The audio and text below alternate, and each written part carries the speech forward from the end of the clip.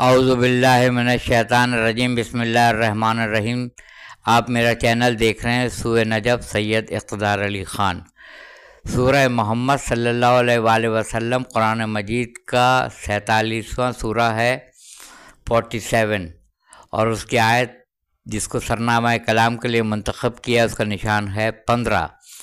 متقیوں کے بارے میں اللہ تعالیٰ نے اس میں تفصیل سے یہ کہا ہے کہ ہم متقیوں کو آخرت میں جنت میں 4 نہریں دیں گے۔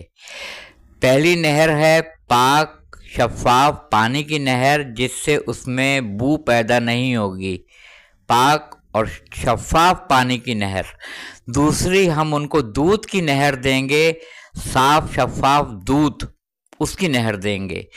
تیسری نہر ہم ان کو شراب کی نہر دیں گے، جس میں لذت ہی لذت ہے، جس کے پینے سے ان کو خمار نہیں آئے گا۔